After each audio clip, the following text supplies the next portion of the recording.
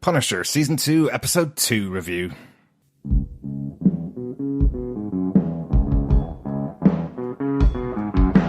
I hear a lot of people saying the blues, but I'm gonna tell you what the blues is. When you ain't got no money, you got the blues. When you ain't got no money. Welcome back, fellow Defenders. We're here talking about The Punisher, Season 2, Episode 2. This is episode 207 of Defenders TV Podcast, and I'm one of your hosts, Derek. Oh, hi, I'm one of your hosts, Chris. Welcome back, Chris, and Happy New Year, mate. I know, it is good to be back with the fellow Defenders. Yeah. It's been too long. I needed my fix. Exactly. We did have one podcast that came out after the start of the new year, which was our Spider-Man Into the Spider-Verse coverage, which Chris was on, obviously. I know you couldn't join us for the first episode of The Punisher Season 2, and unfortunately, John can't join us for the second episode of The Punisher Season 2, purely because we didn't get the episodes as early as we usually do, and we didn't have everybody available to record. What we're going to try and do is get these together as quickly as we can so that we can give you, our fellow Defenders, the episodes the way we normally do, 2 a week, with our thoughts about each of the episodes, right the way up until episode 13 of The Punisher. Yes, it's going to be a good one.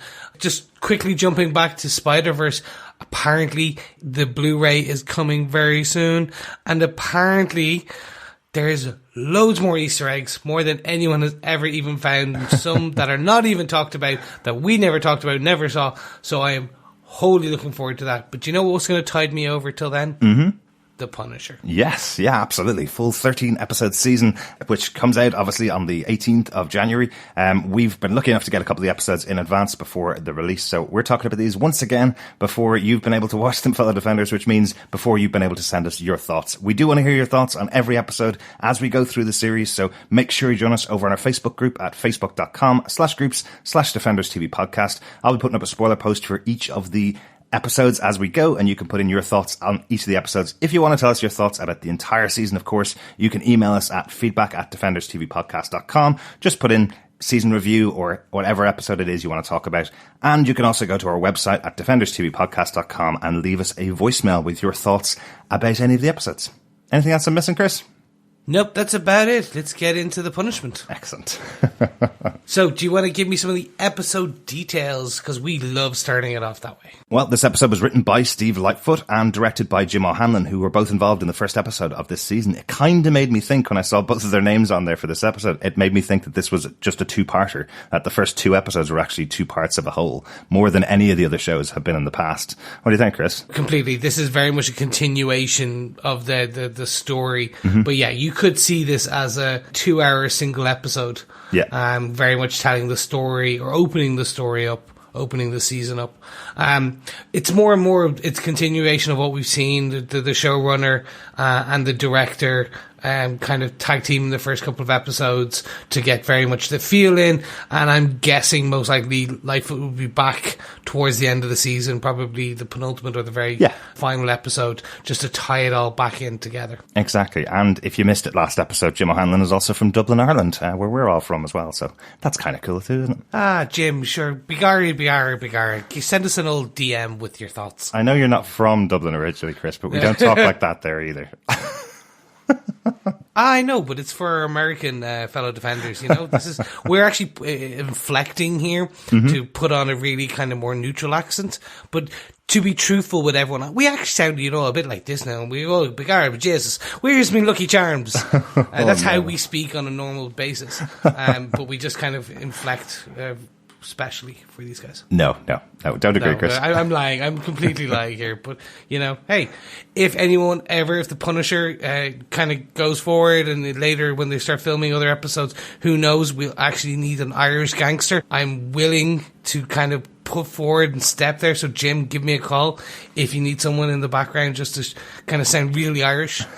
I like it. Okay, well, that kind of gives us our overall episode details. But in lieu of our fellow Defender, who cannot be with us today, Derek, do you want to tell us what they gave us with your synopsis? Sure. After a tiring night on the road, Amy, now Rachel, and Frank, now Pete, get a hotel room to hide out in. During their escape from the roadhouse, Frank got hit by a bullet and needs it removed. Rachel is still lying to Frank about who she is and how she's involved. Meanwhile, Billy Russo awakes after another nightmare about his beating at the hands of Frank. Dina Madani is visiting daily, but he has no knowledge of who she is. Billy's injuries turned his memories and identity into a jigsaw puzzle, and his new therapist, Dr. Krista Dumont, is there to help. In another hospital in Michigan, Beth gets a visit from the man in black who is trying to force a confession out of her. Who was the man at the bar? As the man in black gets closer, his team attack Rachel and Frank at the motel, but the local police arrive before the final shootout, taking them all into custody. With a warning from Frank to let them all go, if the sheriff really cares about his people, the man in black arrives at the station. Son of a preacher man. Oh yeah, the man in black. Yeah. I'm liking this character. Well, I'll probably get deeper into that in our bullet points. But if you're joining us for the first time for this season, the way that we review our shows in each episode is by just kind of pulling out our top 5 points. In this case, our top 5 bullet points. Mm-hmm. It is The Punisher, after all. We're going to discuss them and kind of, that's how we'll run through the episode. At the end of our top 5 bullet points, we're going to then just wrap up and say why we defend, or do we defend, this episode. Mm-hmm. So kicking off, because I really want to get into it, bullet point number 1, double occupancy at the tides. Mm-hmm. Yes, we get a brilliant opening where Frank is bleeding. Frank is driving while bleeding quite a lot. Yeah. By the way, I'm going to pull in one of my notes here. That's a lot of blood. That's a lot of carpet cleaner. Upholstery cleaner. He's going to need to pull out. It was quite a fair amount. I was like going, ooh. I hope he Scotch guarded those seats, definitely. Yeah. Like easy to wipe down. It didn't look like it. It looked like it was really kind of seeping in there. But he does drive and he continues, and we have Amy, now Rachel, kind of continuously saying to him, hey, do you want me to drive? Do you want to pull over? And they end up at the tides. Mm-hmm. And they are injecting some kind of very slight comedic points into some of these. Yeah. So we get I'm going to need some cash. And he pulls out the very blood-stained money. Yes. And she's like, okay, not inconspicuous at all. I really like this, yeah. And I know we did have a bit of humour, obviously, in the first season with Micro and the Punisher's relationship back in season 1. There's a lot of humour there. It's good to have this character as well of Amy/Rachel. I have a feeling we're going to call her something different every single episode for 13 episodes until we find out her real name. But anyway, for this episode, it's Rachel, right?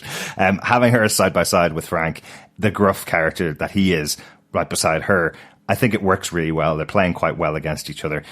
She just seems to always be wanting to get away from Frank, and I like that Frank is constantly has one eye on her and one eye on the road in case she runs off on him before he knows where this whole relationship is going to go. The bloody money works out really well. Like, it's a great little gag.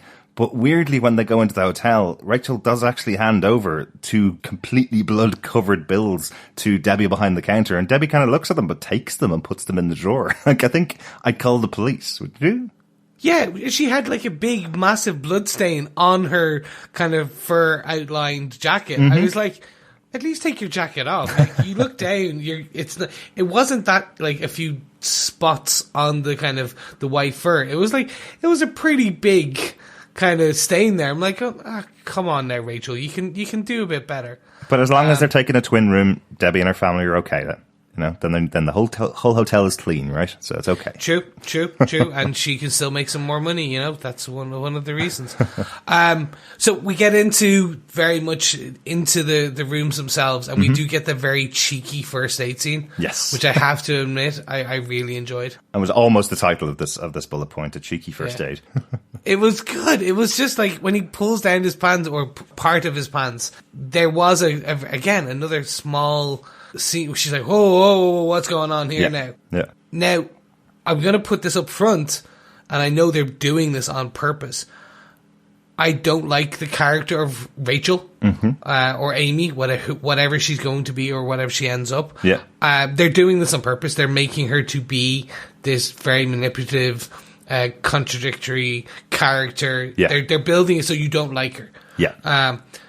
And it's working. What we do get is like she's constantly having to be berated into things and like helping Frank, and the constant lying and the falling back on tears, and just the delivery by Georgia Wingham is fantastic. And it's how she's they're portraying her at the moment. Yeah. Also, I just don't like people who fall back onto woe is me. Absolutely. And I do like how they've set it up in the show as well. You know, we know as the audience she's already used a false name before. She's used Amy when she was talking on the phone in the last episode. So we know that she's talking to Frank. Not only is he telling her that his name's Pete, she's also telling him that her name is Rachel. So at this point, we know that there's no trust between the two of them. And I like that Frank can see through her immediately. Every single time she tries one of her supposed tricks that she uses, he completely ignores it. He's able to get inside her head. That great moment when he ties her up to the bed and they have that kind of argument, and then eventually she thinks she's got on the right side of Frank and goes, "You don't need to put that duct tape back on my mouth again. You can trust me." And then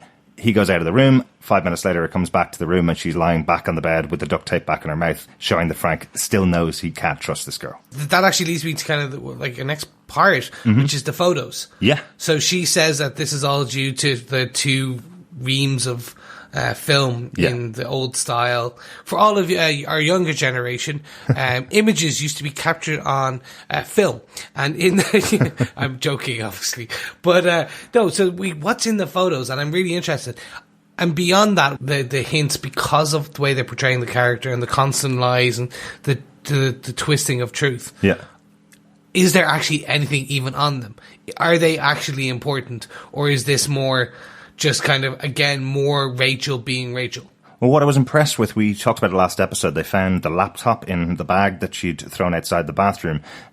We thought last episode that's where the photographs were. You hear the Man in Black talk about these photographs, that that's what he wants to get his hands on. They got their hands on the laptop. They're cracking the laptop at the moment. Basically, his team are working on that. So I'm really impressed that there are physical photographs in her pocket that she's carrying around, because, well, if you got to crack into a laptop and go through all the files that are in there to find the photographs you're looking for, hey, that does buy you a little bit of time if they're actually physically held in your pocket, doesn't it?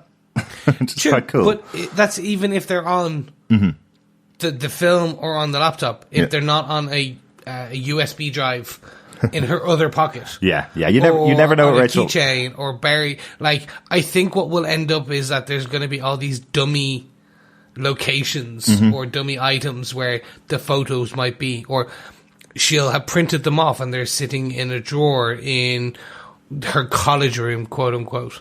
Maybe. Yeah. But I just I do like the strength they are giving to the character. So she is not afraid to literally not go one-on-one in terms of a physical fight with Frank, but more the conversation. Yes. In that she brings up the fight was what you made it, Frank. You needed this. You didn't hesitate.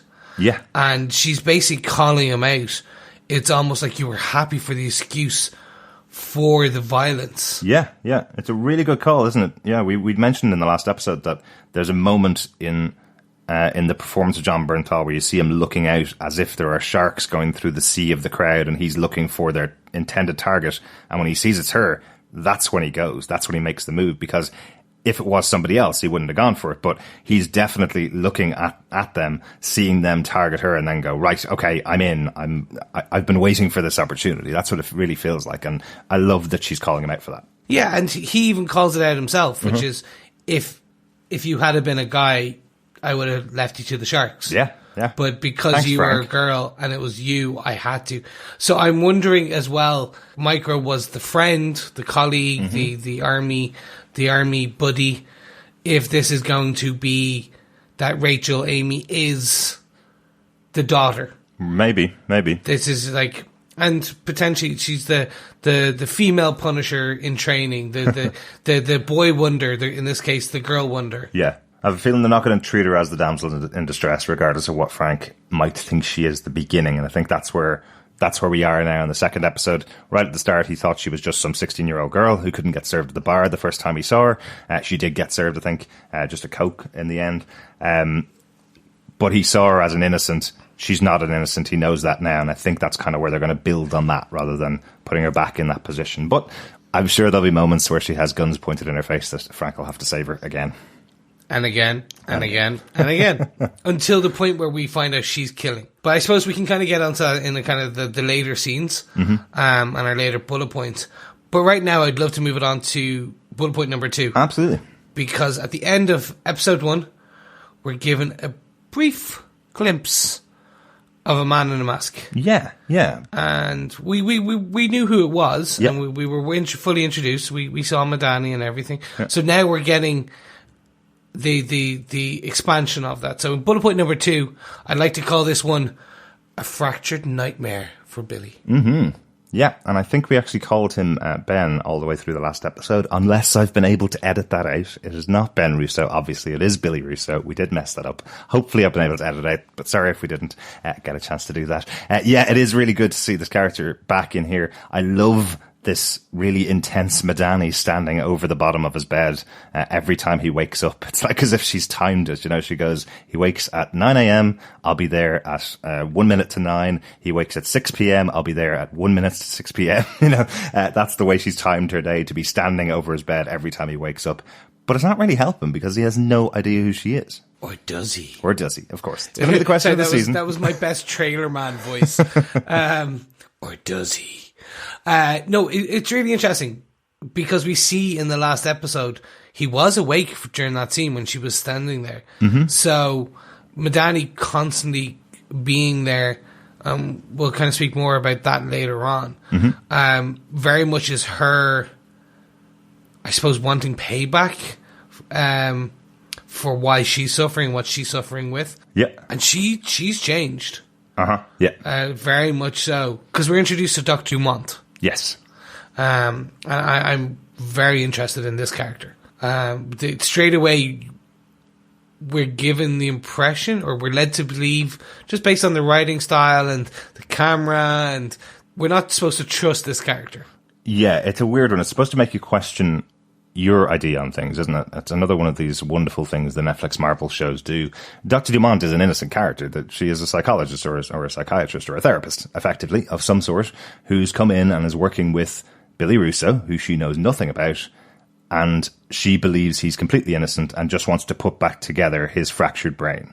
They have the moment where she calls out exactly what character from the comic books he is, because he hadn't earned that name in the last season. We have the moment where she says that everything's fractured and all of his memories and all of his past have turned into a jigsaw piece that she's going to help put back together. So it's a lovely way of introducing that name for him.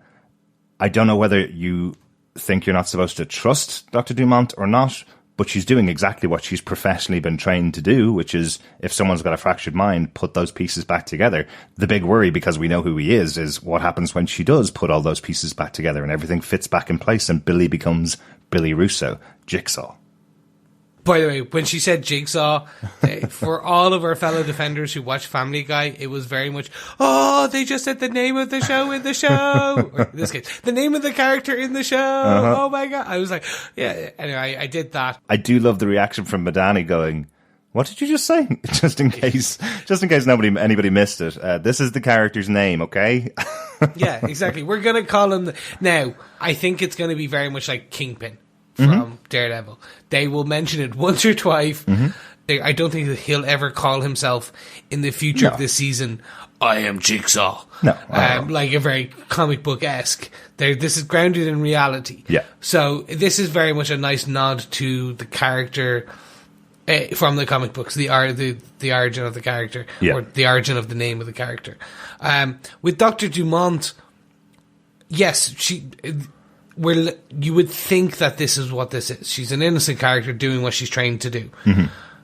History has told us, unfortunately, from Frank's season 1, Frank's past, and all these shadow CIA agencies and things like that, that she may not be. Yeah. And I think that's where my distrust of the character is coming from. Right. Because I'm very much...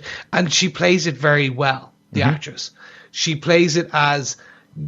You can read the way that she delivers the lines in one of two ways. And the eyes and the deep stares. I'm interested to see where that goes. Mm-hmm. Is she just the innocent who is trying to help him and protecting her patient? Yes, he is a murderer and he's under lock and key, but he's still her patient. Yeah. And it's her job to fix him to a degree. Or is there more to the story? Yeah. I have to admit that I really loved the session scene. Mm-hmm. First of all, I want to call out the mask. Yes. What's your theory on it? I think it was Madani. Okay. So it's a standard mask. Yeah. that she's drew on while he was locked in his bed in the covers. I think this is her. That's where I'm kind of assuming it's from. Yeah, we had the same kind of theory where it's like you fell asleep at a frat party and you woke up with your eyebrows shaved off. It's kind of like that. He went to sleep with the blank mask and woke up with its jigsaw pieces drawn all over the front of it, some kind of punishment from Badani. I'm not too sure. I'm wondering if it was something that was done in a therapy session with Dr. Dumont. I didn't realize how much he'd been out of bed, and I didn't realize how much time had passed between when they were sent to hospital and when this was taking place. It's about 6 or 8 months, I think, is what they say in the discussions. So it makes me feel like there was an exercise that was done to ask Billy what he thinks he looks like on the outside, and this is what he drew on the mask to put over his face, if that makes sense. So it's kind of showing his own version of what how bad he thinks he looks. The reason why I think that in this episode is because there's that moment where he takes his tablets and takes a glass of water, lifts the mask away from Dr. Dumont so we can't see his face. So it looks like he feels like he's disgusting underneath that mask. And whether he is or not, we don't know. We won't know that until we obviously see the face. But it feels like he probably has a worse opinion of what he looks like than he actually does, if that makes sense. Yeah. I think that's exactly where I think this is. I'm not sure. I like the idea of Madani doing it. Uh-huh. But like you said, it could be the therapy piece. In terms of that fear of showing his face, exactly. Like, we have to remember, and for anyone who's just joining us for season 2, in season 1, Billy Russo is a very vain character. He's pretty. Yeah. He looked after himself. He was the frontman CEO type thing. Yeah. So the fracturing of his face, disfigurement, is going to have large ramifications for him. So it's very interesting to see that. And I think that's going to negatively affect his psychology, much like the Skull Nightmares. Oh, yes. This is fantastically put together, I must say, from the scenes that we saw at the end of season 1, the episode 13 of season 1, the fight with Frank, where the skull on his chest, the blood, and the breaking glass are the 3 things that Billy remembers from his dream. But if you look at the scenes themselves, the skull is coming alive on Frank's chest. It's not just the T-shirt skull. It actually turns into a 3D image that's kind of coming at Billy Russo from out of his nightmares. It's a great moment and really, really visceral, and I'd be sitting up in bed pretty quickly if I was getting those kind of dreams. Yeah, I loved it. It was that skull on the bulletproof vest was it was very haphazard, and we loved the style of it. It was very much the spray paint version of the logo. But seeing it as you said, they kind of added some CGI effects to make it somewhat 3D. It was like one of those optic images where you move your head and it follows you. Yeah, but it did look alive. Yeah, very cool. And we do get a little bit more when Dr. Dumont starts to kind of interrogate Billy about his history. She starts to get him to repeat things that he knows. So here's the part that we don't know about. This is the bit that causes me some kind of pause as to what Billy remembers, because the last thing he says he remembers was sitting with the rest of his team during the war, including Frank, where they're just shooting the shit, chatting about things going on, sitting with his crew. That's years ago. That's way before anybody started working with him in Kandahar, way before they killed Frank's family. And he's saying that Frank is still his best friend. And I'm kind of going, you've wiped a lot of your history out there.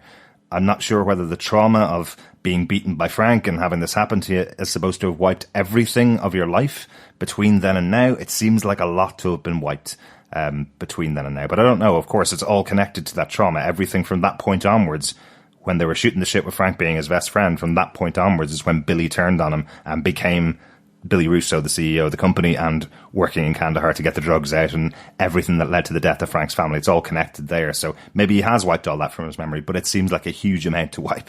Yeah, and that's kind of where I was going. As soon as he started talking that Frank is his best friend, okay.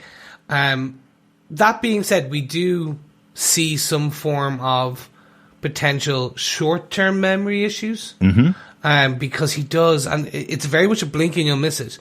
He asks for more Tylenol, but not more. He asks for the Tylenol. Yes. Because it seems he has forgotten that he's just taken some. Yeah. Now, this seemed more off the cuff, so potentially there is a short-term memory issue, which is interesting. Where I think they're going to take this character is, over time, Billy will remember some things, but it will be a fractured version. Right. Where potentially Frank and the skull nightmare is the one who did this. Like, Frank is the bad guy. He is going to get revenge on Frank for disfiguring him, but not knowing that he killed Frank's family or anything like that. Yeah. So potentially it's almost like another anti-hero almost, but because he thinks he's right. Yes, a hero in his own mind, I'd say, yeah. Yes, yeah. probably. There's Thank you very much. another great reaction as well when Dumont tells him what he did. She tells Billy that he is the one that shot Madani in the head and put her in the hospital.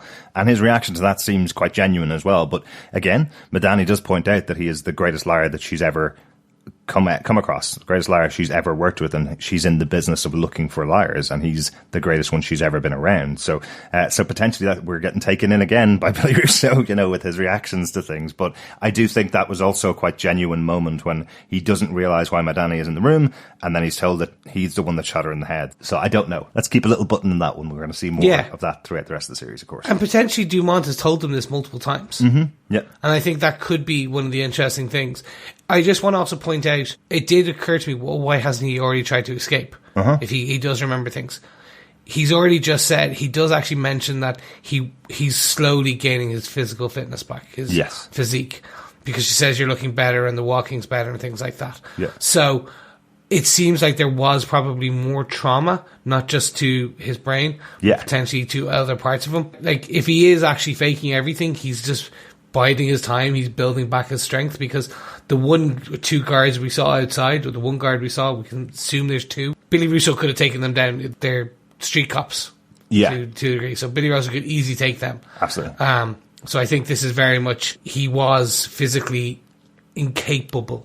Right. If he has remembered everything already and he's faking, he was physically incapable of doing it. Yeah, I agree. And last episode, we thought he hadn't even moved out of that bed for a couple of months because he was tied down to it in kind of like a body bag when Madani was there.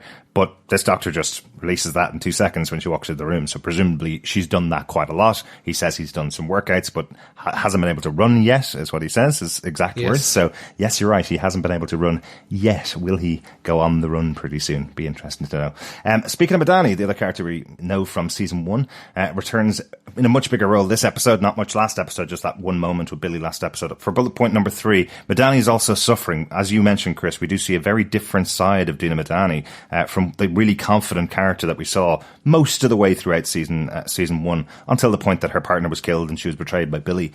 She had that singular view going after Billy towards the end of the season. This time she just seemed completely on edge. I think more than we saw her in season 1. Yeah, and I think this is, I'm going to kind of jump between multiple parts of the episode, because before we kind of get in, she is suffering. She has PTSD about this previous season. She is still having dreams of Billy kind of sitting over her and kind of smiling his crooked smile. Yeah. And I think that that's a nice callback to her standing over his bed. Yes, absolutely. So, and I thought it was really well done, particularly though that shot, kind of like he was seeing her from that angle, and now because she's seeing him from that angle in her dreams. And it's taking a toll. She's drinking heavily each night, sipping on her hip flask, and not steady on her feet, kind of sipping from her hip flask. She was a bit plastered when she walked out of that room. So seeing her disheveled in her state, where she was, when later she's meeting Rafi for dinner, and seeing her with the arm over the chair, the shirt not fully pressed and kind of slightly open, in comparison to Special Agent Dina Madani from the first season. Like, seeing that difference is quite stark. If you watch one episode of season 1 and then one episode now, you'd be like, oh, something major has happened. Absolutely. And there's a really weird kind of moment with Rafi where he says to her that he obviously understands that she's really angry, but he says to her that she's still a special agent in charge at Homeland. But she needs to take up the job. She needs to go back and start working on the job. it's been months, as we said, since Madani and Billy were put into hospital in the first place. 6 to 8 months, I think, as I said. How is she keeping that job open if she's going to the hospital twice a day, every single day to stand over Billy? Is she going back to the office in between? Is that what's happening?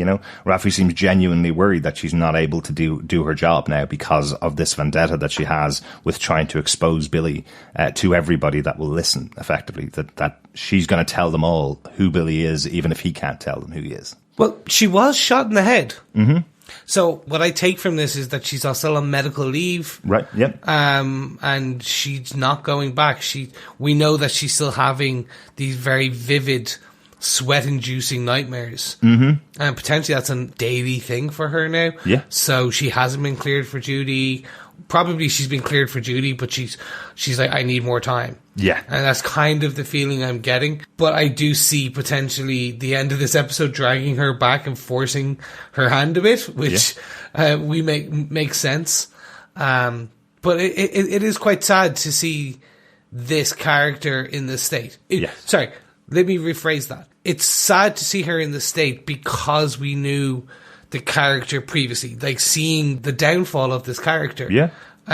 To the point where her world that she knew when we were introduced to her in season 1 is completely changed. Yeah. Like nothing she thought real was real. So I'm interested to see, potentially she is in therapy. So I'm interested to see if we get that. Because one thing I'm missing so far, and I'm assuming it's coming, one of the best parts of season 1 was those support group kind of scenes. Yeah. I'm looking back with blinkered kind of thoughts and rose tinted glasses, if you will, on season 1, because I know I personally, some of those scenes I didn't like back then, but looking back on it now, that support element really helped drive home some of the problems that these characters, in this case Frank, was having. Yeah. And it kind of, from a narrative standpoint, was really useful.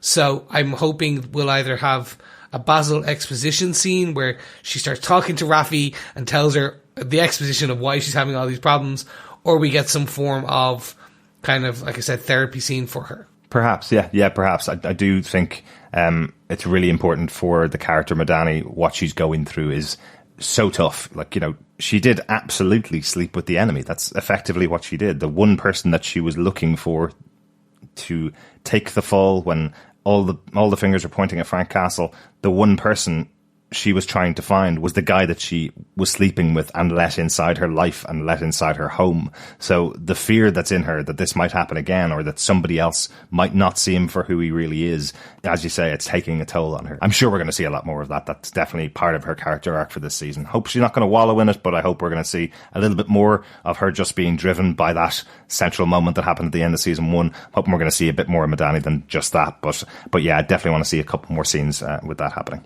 Yeah, I think what they'll do is they'll drive, it will increase her attack, her violent kind of streak, her mean streak, if you will. Maybe. And speaking of attacks, it's almost like a segue was built there. Let's move on to bullet point number 4 of this episode, an attack at the motel. Mm-hmm. Yeah, we have this whole thing that Frank has been preparing for throughout the episode. I was really intrigued to find out that Frank seemed to know this was going to happen at some point. Now, admittedly, he is driving the most recognizable van in all of Michigan, so of course it's going to happen at some point. The minute you see that, you go, that's the Punisher's van, isn't it? So understandable why he thinks it's going to happen, but he has been slowly preparing for this to happen. We see that he rents the second room in the hotel, breaks the wall down in between the 2 rooms, covers it up, and they hide out in the other room while the knife gang, as we're calling them for the first episode, return to find him. So quite interesting that he's always in prep. He's like a good Boy Scout. Yeah, but this is very much the special operations. That's right. Kind of training kicking in straight away. Yeah. Enemy territory, get yourself a hole, get yourself an exit strategy. But yeah, the Punisher van. You'd think Micro would have tricked it out a bit. Kind of give it like those license plate where he presses a button and it just flips around. Maybe. So you can just change it. Because we don't see that. And speaking of Micro, I'm wondering, will we get the obligatory Micro scene later? Where he kind of, I missed that character already. The back and forth between Frank and Micro. So I'm hoping we do see him more. I loved Micro last season. I'll say that, definitely. And I think most of the story of the first season of The Punisher, when it wasn't dealing with the death of the Punisher's family, of Frank Castle's family, was about Micro. So I kind of feel that his story's done. He's gotten back to his wife and kids. He's gotten away and out of the life, and he's completely safe and secure and back with his family. Unless it's just a phone call from Frank that says, can you help me out one last time for one episode? I don't actually want to see him for this season. I think we're hopefully done with that because it was such a great story for the character of Micro. I did love him, but I just don't want to see him. I don't want to see them work some weird TV type logic as to why he would go on the run again with Frank or something, you know? Oh, no, I'm agreeing with you. I think I just want to see him as the Turk. Maybe. So he is the Turk Barish for this season, hopefully, maybe. Obviously, we still get to see Turk, but I want to see maybe, like I said, like the phone call where like Frank calls him for the tech. It's like, I need to pull you back in just for this one favor. Like, because that's very much what the Punisher does. You're out until you're back in. Maybe. But anyway, what we get to see in this attack on the motel is Rachel... Frank gives her the gun, and we get that very intimidating scene from John Bernthal where he's like, oh my God, yeah, if I was pointing a gun at you, I still probably wouldn't even be able to pull the trigger. One, because you're beautiful. Two, because probably the bullets would bounce off your chiseled abs. Second, no, just more like the stare from Frank Castle. Yeah. Really is... It's intimidating. Absolutely. It's like as if, you know, if your hand slipped on the gun and you shot a bullet and it missed him, he would just rip your head off. You know, he would absolutely destroy you. Or even if you did kill him, he would come back from the grave and destroy you. He is such an intimidating presence here. I love it, Rachel. But I would have been nervous, you know, even being Frank, I would have been nervous about having this young girl, she's 16, holding a gun directly pointed at him. And with his intimidation, would she not, you know, freak out a little bit and squeeze the trigger, you know? Could have been a mistake. Could have been. It happens all the time, unfortunately. So I would have been a little bit more, you know, maybe put your hand over the gun and move it out of the direction, and not just try and talk her down. Because I don't think she did have an intention to shoot the gun. He knows she didn't either, but he may have forced her into it by scaring her by mistake. You know. Boo! Exactly. It happens. His other ass cheek is embedded with lead. So the night gang now becomes the gun gang, and they track Frank down, as we said, and we do get this fantastic scene, because I did really enjoy, again, like, it wasn't as visceral and as punchy, if you will, as the fight scene we get in episode 1. Yeah. But it again shows off Frank's skill sets as a trained marksman. Like, we have guys with semi-automatics being taken out by Frank with basically a handgun and one clip. Yeah. Until he gets a secondary clip. It's like, it was 12 shots and he's taken out 2 instantly and injures the third. Yeah. And then he goes out after the sniper in the van. Yeah. And loses the rest of the clip. Exactly. But I suppose this is the whole attraction to a TV show about the Punisher, isn't it? It's the Home Aloneness of it, the adult Home Alone kind of idea, where he builds up the traps and then you want to see the mice caught by those traps. That's kind of what you want to happen, you know? So having these scenes where you go, well, where is Frank and where is Rachel? We did hear that they got the other room. We saw him smacking a wall, but did you guess that he was hiding in the other room, and when they're shooting the bullets into the wall, they wouldn't hit him? You know, would they not have just used that way as escape? Well, that's not how Frank works. Frank is going to sit in hiding and pounce on you the minute he knows that you're not thinking, or you don't know where he is. He's going to pounce on you and take you out. It's always what you want to watch in the Punisher show, and it's a great moment for this. One other thing I just want to call out as well, what I thought was quite interesting, the leader of this gang saying to the rest of her men that even though they found Frank and Rachel at this hotel, she's not going to call the Man in Black until they've got him, because he's a bit too creepy.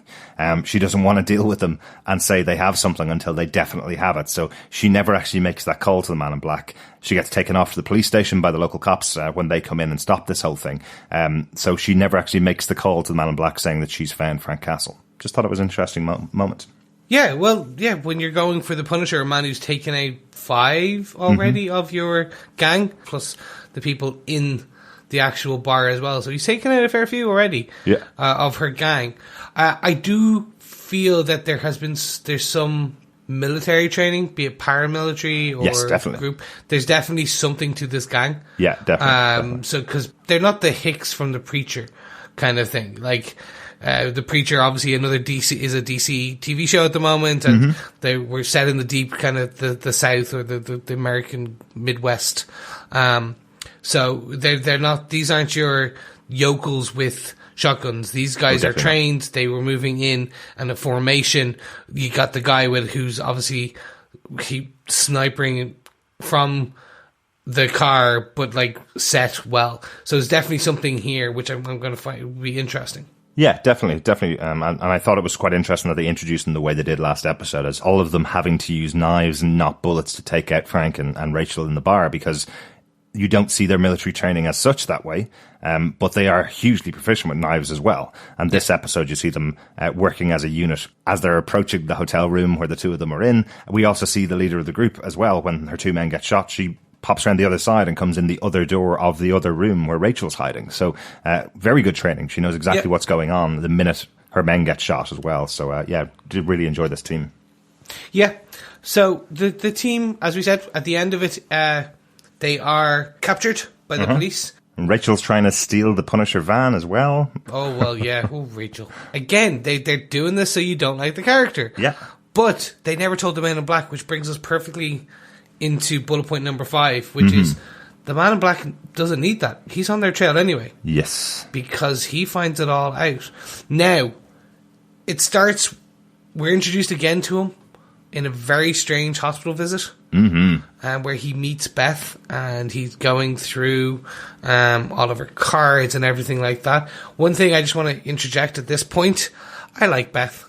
She's great, isn't she? I really like this character. Yeah. They've given her a soft side. We've been introduced to the kid. I'm hoping she's not just a flyby character. Yeah. Like, she's in it for a couple of episodes as a kind of a movement point to get us into this main story. I'm hoping she does continue through, because I do like seeing the softer side of Frank, or Pete. I'm interested to see kind of where it goes, but let's wait and see. I just want to interject that I didn't get a chance to say that in my feedback for episode 1. Yeah, I really like Beth. She's a great character, and I'm wondering if that's the last time we're going to see her for the show, and we'll see her maybe in episode 13 when everything works out great and Frank goes back to her at the end of that final episode, perhaps. But as always with these shows, if this is something that Frank cares about, she's probably going to be shown again and possibly under threat to get Frank to turn around and come out. But that hospital visit from the Man in Black is so creepy. As he reads through the cards, taking the name of everybody in there, he says to her, "I know the names of every single person that sent you a card. So with that in mind, what's the name of the guy that was in the bar?" So in other words, don't try and make up another name of somebody that sent you a card, because I know them all right now. And that means I'm going to go and find them and kill them if you tell me the wrong name. But interestingly, fair dues to Beth, she does still give him Pete Castiglione as Frank Castle's name, even though Frank has told her his full background and his full name. After their sex scene in episode 1, he did tell her his full history, but she's still keeping it back. But she does tell him the full first name and second name of Pete Castiglione. So he does get a little bit of a lead, but not the full lead, I suppose, that I would have expected her to provide after that scary moment with the Man in Black. Yeah. And we see him he's wearing Frank's ring now. Yeah. Which was interesting. Well, yeah. I'm assuming it's Frank's ring. It is. We saw it on the floor of the bar when the Man in Black arrived. He picks it up and we see the inscription, Maria to Frank. But no, I'm wondering, because he was wearing the wedding ring, so I'm wondering if that was the same wedding ring that he's wearing. Maybe. I know he does take it out of his pocket when he's working with his kind of tech nerd, when they go to Frank's apartment that he was renting right beside the Roadhouse. I know he takes it out of his pocket and shows him, because this Pete Castiglione is a different type of beast that he hasn't dealt with before. That guy was quite interesting, the little tech nerd. He kind of looked like comic book Micro, didn't he? Yes, exactly. That's kind of exactly where I was going. I'm like, why do anyone who has something to do with computers have to look like that? It's like, if you were a tech nerd, you look like that guy. Oh, fellow defenders, I wish we had our Skype up and running. Yeah, because I'm bearded too, by the way. And I sometimes wear glasses. Yeah. And yeah, I speak exactly like him. The wonders of technology. I love it. I do love this. This is one of the really interesting things about the Man in Black character, this conversation that he's having between him and the tech guy. Because tech guy mistakenly swears and is told by the Man in Black, "Don't ever swear in front of me again," in a pretty definitive underlining. It's worse than Captain America's "Watch Your Language." It's much worse than that. But he also tells him he wishes for a world where there's no technology. Yet, of course, he uses every single type of technology to find Pete Castiglione. This wonderful thing where he's like, "Oh, I wish we could go back to the Dark Ages so everybody could just be subservient to God and have no technology at all. But actually, I need to use all of that technology so I can find Frank." And you hear Tech Guy kind of going, "But a lot of it's quite interesting, isn't it? A lot of it's quite useful, isn't it?" We just found your guys because of it. Exactly. I've been calling him, before we talked, Preacher Man. Mm-hmm. Yes. Because I get the distinct, the style, everything about him kind of says that. Mm-hmm. So I'm very interested to see how they play this character. Current world politics aside, religious fanaticism is always something that is very interesting. Mm-hmm. No matter what religion, no matter what, like fanaticism of any kind. Yeah. But this very religious one. So it'd be interesting to see who this Preacher Man character is, what they do with him, that type of thing, like the backstory they give him. So I'm very interested to see where it goes. Yes, definitely. But like you said, he's not afraid to use the technology. He may not want it, but he's not afraid to use it because his tech guy says that Pete Castiglione has been arrested. Yes, and they're in the sheriff's department. Yeah, and we get pulled back into this sheriff scene with Frank and the knife gang lady and Rachel. Yes, really interesting, isn't it? I love the doctor that they have treating these guys in the sheriff's department. Just a complete no-nonsense type of doctor. I love that moment when the leader of the knife gang is saying to her, "I want to go to the local hospital," and she goes, "Well, that's 45 minutes away, and they're going to call me anyway to treat you, so why don't you just sit there and shut up," basically. Yeah. Really, really good little moment. And she instantly realizes that Frank Castle is a great shot, that Frank Castle clearly has military training, because that bullet that went into her leg was way too good. It's either an absolutely miraculous shot or Frank Castle intended to miss every bone and just go through the meat in her leg to take her out.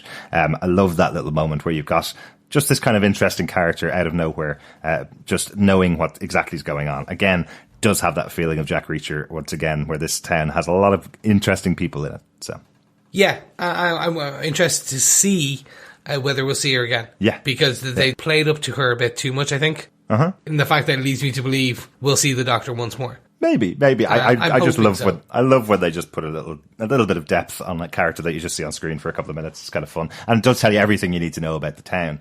What also I find really interesting is Rachel once again trying to use her basic framework of her storyline to get herself out of this. If you think about what she's saying to the cops, she's saying she's 16 years old, she's been kidnapped, she was tied to a bed by Frank, she didn't know what was going on, and then when Frank got attacked, she tried to escape and saw her chance and went to steal the van. Most of that's true, isn't it? But I love that none of them fall for it at all. They instantly go, no, just wind back up again. Just tell me exactly how that went down. This doesn't sound like it's accurate at all, Yeah, and that's the thing. So, like, as much as she keeps lying, she's like Swiss cheese. Yeah. Too many holes. But is she 16 is my big question. She said it twice now. She said it to Frank and she's saying it to the cops here. Is she 16 years old or not? She seems a lot older than that. She seems to have a lot more knowledge than a 16-year-old would have, but you never know. We'll see. We've seen people in their 30s playing 16-year-old characters in some various movies and TV shows before, so you never know. Saved by the Bell. Where would we be without you? I'm right there with you questioning, but I don't think she's 16. Yeah. They all get booked, which is I found really interesting. Mm-hmm. Because straight away when we see Frank being booked, I was expecting little, like, when he put his fingers on, and I was expecting like a red kind of thing to come up on screen going, doo-doo, like Homeland Security, CIA, like, beep, beep, beep, beep, beep, beep, beep. Because, to be fair, if Pete Castiglione is known, it's just like, yeah, like, there's going to be alarm bells going off on other places.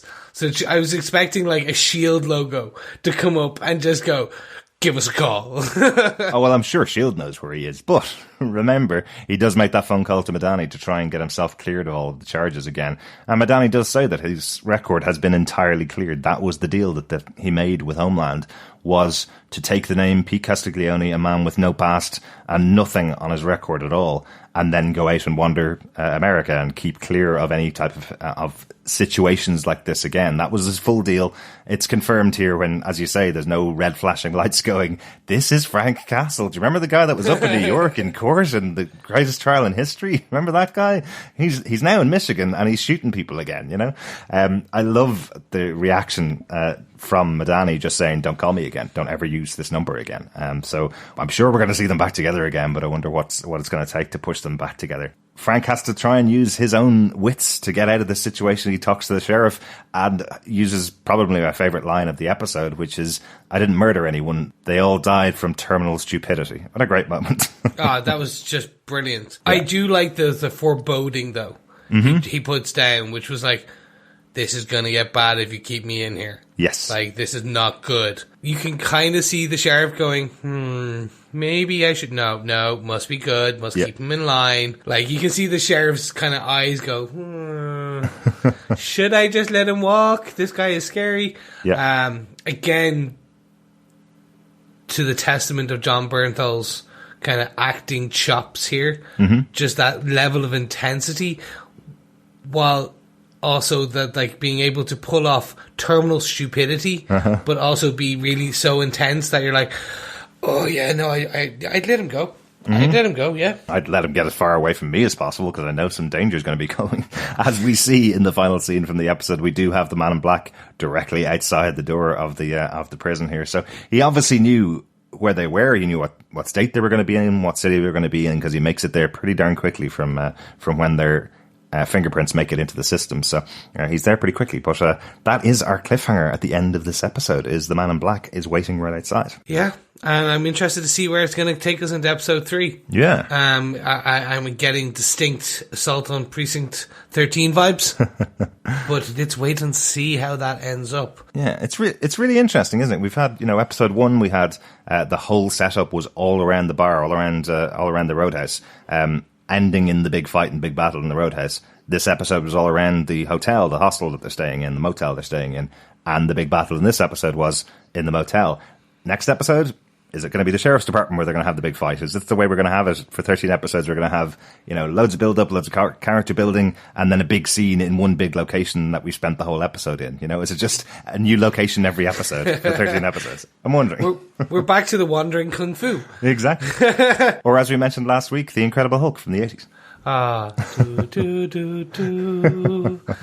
See, I can carry that tune. That's a callback to our previous episodes, 200 episodes. Nice. I can't carry many tunes, but The Incredible Hulk with David Banner, I can do. Nice. I only have one note for this episode, just our whiskey watch. Since John isn't here, I decided to do the whiskey watch for this episode.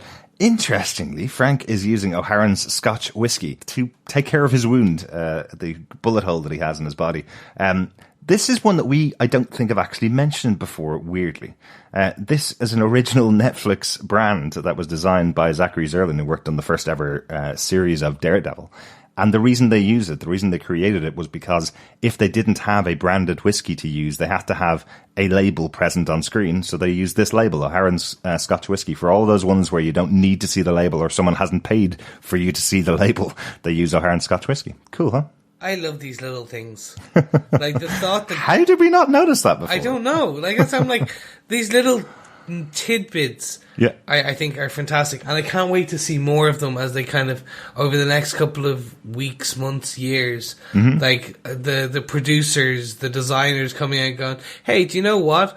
Because, again, bringing it all the way back, because everything leads to Spider-Man. All roads lead to Strange was for our previous couple hundred episodes. Now all things lead to Spider-Man. For me, what they're doing, some of these animators and storyboard artists and writers are putting out these little tidbits on social media, in particular Twitter in this case, just explaining some of their thoughts and how they did it in some background pieces, and even showing early concept art and things like that. Yeah. I can't wait to see more of this come through our Netflix kind of series guys, like Zachary kind of putting this out, who worked on these shows and going, hey, did you know this? No real kind of notes for me. My one note, which I already mentioned at the very beginning of this episode, was Frank was bleeding a lot in that car, and that car seat is going to be a bitch to clean. It certainly is. So on that note, I'm gonna steer us right into the end of this episode. Fellow Defenders, as I said, we have covered our top 5 bullet points, so now we will be deciding whether we defend The Punisher Season 2, Episode 2. And I'm going to throw it right over to my co-host, Derek. Derek, do you defend this episode of Punisher? Yeah, definitely defend this episode. It feels like a Punisher episode. You know, we're back in season 2 of this series, and as I said, it has all of the elements that made a good episode of The Punisher last season. Having both the showrunner and the director for episode 1 back on episode 2 does make the episode feel slightly too similar to episode 1, but at least we brought in some other characters that we haven't seen much of since last season, with Billy Russo and Dina Madani in here. Seeing where they are and what their new normal is now is definitely worth it. A really good episode overall. As I say, I loved watching the mousetrap that is Frank's brain working as he set up everything for the knife gang to arrive, and then just set them all off and killed everybody except for the leader of the gang. Quite an interesting scene as always. And yes, the Man in Black, can't wait to know more about that character. I want to know if he's a comic book character, so hopefully we get to know more about him in episode 3.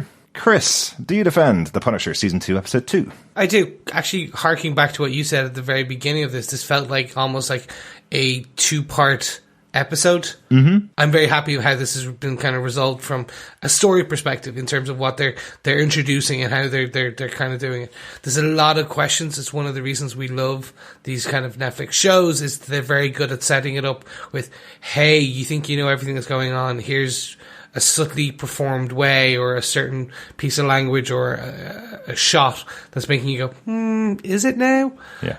Questioning, just kind of laying that groundwork for the rest of the season. And they do this very well in our opening episodes. Going forward, I want to see where we are taking with Jigsaw. I want to see Jigsaw's face. Just that reveal we know is going to be good.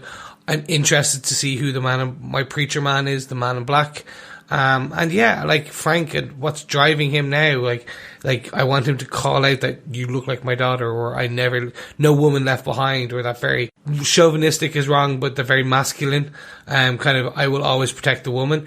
And I would love to see Rachel or Amy, whoever she is, very much coming back with, I don't need protection, and growing out of that. And like I said, our girl wonder, the boy wonder, the mini Punisher 2.0, whatever way you want to call it. So I said in my feedback for episode 1 that the kind of burning embers that kind of are driving me to watch more episodes and really my enjoyment, they're at the end of this episode, they've been stoked. I think that's probably the best way. Like, the fire is burning. Would I binge watch now? Not right now. Like, this was enough to set me up, I'll go into episode 3.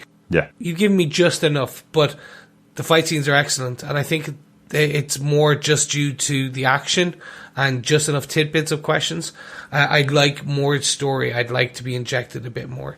Yeah. So I do defend this episode. I want to see where episode 3 brings me. Absolutely. I think for this one, for me, having that moment right at the end of the episode with him sitting right outside the sheriff's station, yeah, I really want to see what happens next. I want to see, does he go in and what kind of fighting style does he have when he tries to take out these guys? It's one of those moments where you're going, I'll just watch 5 minutes of the next episode and hopefully the big thing happens right the first 5 minutes of the next episode. You know his style is going to be preacher fu. It's not like gung fu or kung fu, it's preacher fu. Exactly. If anything, I was expecting him just to see like a little silhouettes of like men running past his car. Right. Kind of, that's what, like, that would have driven me. Right. Okay. Kind of like, the attack's going to have the assault. Like, it's just, it's just not there yet. See, I'm getting a Night of the Hunter vibe. I don't know whether you ever saw this movie with Robert Meacham as a preacher back in the 50s or 40s even. It's a really scary character that Robert Meacham plays in that, and I'm getting this kind of vibe about this guy where he's almost like a Terminator. He's got that kind of vibe about him that you look at him and everybody's going to be scared of this guy the minute he looks at them. You know, we had that moment with Beth in this episode, so I have a feeling like probably doesn't need a huge gang of people around him to take on a big group of people. So we'll see how it goes in the next episode. But fellow Defenders, if you want to send us in your thoughts about any of the episodes of Punisher Season 2, all you need to do is email us at feedback@defenderstvpodcast.com. Pop on over and join us on our Facebook group at facebook.com/groups/DefendersTVPodcast. Follow us on Twitter at DefendersCast. Or, of course, go to our website at defenderstvpodcast.com and record your voicemail thoughts by clicking the send voicemail button and recording up to 90 seconds of your thoughts on any of the episodes of Punisher Season 2.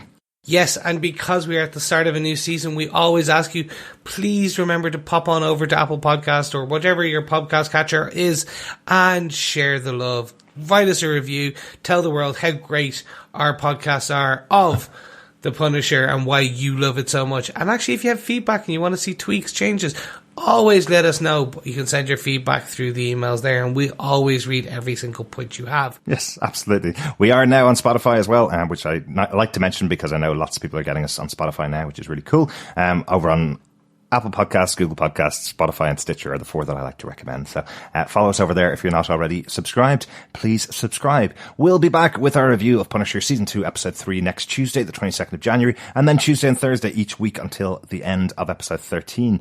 Right now, nobody knows the release date for Jessica Jones Season 3, but it is entirely possible that it'll be out on the same day as Captain Marvel, which is International Women's Day on March 8th, because that was the same release date as Jessica Jones Season 2. So that means it's going to be pretty close to the end of our 2 episodes a week run for The Punisher. We're going to do our best to make sure that we still are able to cover Jessica Jones Episode 1 when it comes out, and obviously all 13 episodes of The Punisher before it comes out. But we'll see how the release dates stack up, and we'll let you know as the episodes go on. Thanks so much for joining us, fellow Defenders. Really looking forward to getting through the rest of this season with you. Yes, thank you so much, fellow Defenders. And now back to your regular scheduled programming with the interlude by the beautiful Tritachyon.